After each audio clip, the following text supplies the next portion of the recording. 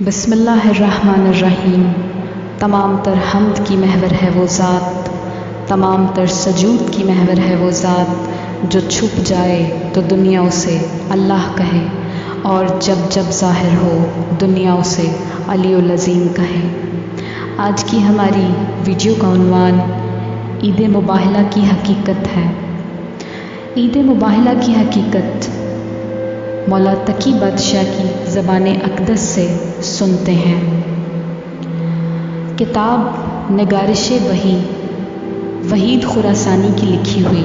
اس کتاب میں وحید خراسانی لکھتے ہیں کہ مولا تقی نے عباسیوں کے بھرے دربار میں مباہلہ پڑھا تھا اور نجرانی آگے کھڑے تھے۔ حاکم وقت نے درخواست کی تھی کہ ان نجرانیوں سے بات کیجیے، تو مولا تقی نے وہاں پر اپنی دادی کا خطبہ یاد کروایا تھا۔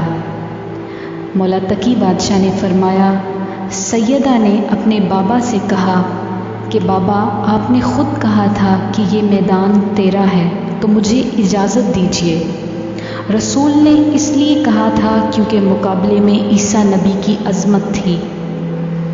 رسول اس کے لیے بد دعا نہیں کرنا چاہتے تھے، اور مولا علی کی مجبوری یہ تھی کہ مولا علی عورت پر تیر نہیں چلاتے، اور مقابلے میں مریم کی عظمت تھی۔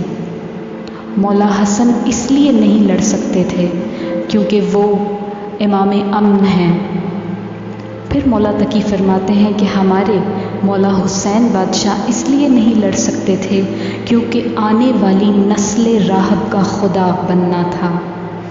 مولا حسین اس لیے بد دعا نہیں کر سکتے تھے کیونکہ نسل راہب کا رب بننا تھا۔ پھر فرمایا، معصوم ہمیشہ لڑنے والوں پر جن کے پاس اسلحہ ہوتا ہے اس سے مقابلہ کرتا ہے۔ آگے جو کھڑے تھے وہ فقیر تھے۔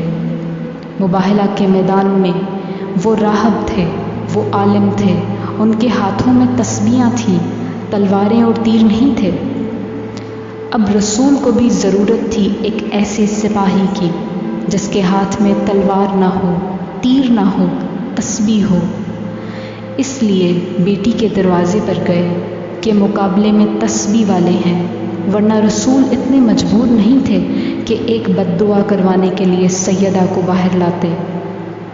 مولا فرماتے ہیں، سیدہ آگے بڑھیں مباہلے کے میدان میں، اور آگے بڑھ کر ان کو ایک رجز پڑھا اور فرمایا، دیکھو اے علماء نجران، یاد رکھنا تمام نبوتیں جز ہیں میرے بابا کی نبوت کی، اور تمہارے تمام انبیاء کی سیرتیں میرے شوہر کے پاس ہیں۔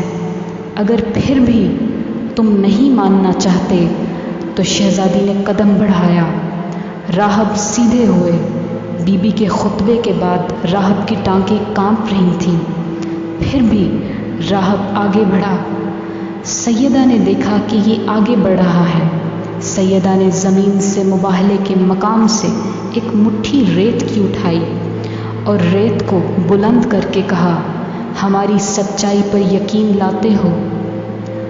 اگر نہیں لاتے تو پھر دو شرطیں ہیں، یا تو مجھ سے مطالبہ کرو کہ میں آسمان سے تمہارے عیسیٰ کو نیچے لے آؤں، اور اگر تم اس پر بھی ایمان نہیں لاتے تو یہ میری مٹھی میں ریت ہے، میں اس سے نیا عیسیٰ بنا دوں گی۔ سیدہ نے جیسے ہی کہا، مٹی میں حرکت ہونا شروع ہوئی۔ سیدہ کا یہ کہنا تھا کہ تسبیحاں ہاتھوں سے چھوٹ گئیں، سر جڑ گئے، سجدے میں گر پڑے تمام کے تمام راہب، اور سعید اٹھ کر خطبہ دیا۔ کہا، شہزادی ہماری تعظیم کو قبول کیجیے۔ ہم نے تو رات کو ہی دیکھ لیا تھا جب ہم مریم کے مجسمے کو مسجد نبوی میں رکھ کر اپنی عبادت بجا لا رہے تھے، انجیل پڑھ کر طواف کر رہے تھے کہ مسلمانوں کے نبی کو شکست دیں گے، کیونکہ رسول نے اجازت دی تھی کہ مسجد کے ایک حصے میں اپنی عبادت کرو۔ سعید راہب کہتا ہے، جب میری رات کو آنکھ کھلی تو میں نے دیکھا مریم کا مجسمہ اپنی پیشانی کے بل گڑ گڑاتا ہوا، لڑکھڑاتا ہوا اس بی بی کی چوکھٹ پر سجدہ ریز تھا۔ ہمیں معاف کر دیجئے، ہمیں معاف کر دیجئے۔ اگر آپ نے آمین کہہ دی تو روئے زمین پر عیسائیت نہیں ملے گی، بلکہ عیسیٰ آسمان میں رہے گا۔ مباہلہ برخاست ہوا۔ سب لوگ ایک طرف جا رہے تھے۔ جو سب سے بڑا راہب سعید تھا وہ ایک طرف جا رہا تھا۔ ان میں سے رافع نجرانی کہتے ہیں، میں پیچھے دوڑا اس کے۔ میں نے کہا، کیا تو اپنی شکست سے بھوکھلا گیا ہے؟ راستہ مدینے کا ادھر ہے، تو جا ادھر رہا ہے۔ اس نے کہا، میں اس رب الارباب شہزادی کی زیارت کے بعد کسی کو نہیں دیکھنا چاہتا۔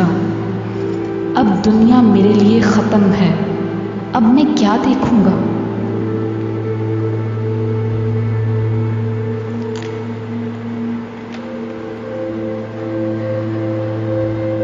کتنے وہ باشعور تھے عیسیٰ کے امتی، کتنے وہ باشعور تھے عیسیٰ کے امتی، فوراً سمجھ گئے اسی میں ہے شانتی۔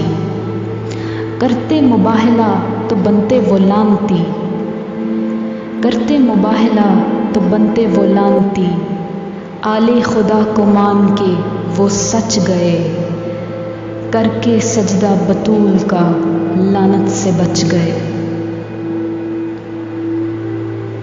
تمام علی والوں کو عید مباہلہ مبارک ہو۔ تمام علی والے جہاں بھی رہیں خیر و برکت کے حصار میں رہیں، اور مجھ حقیر کو اپنی دعاؤں میں ہمیشہ یاد رکھیں۔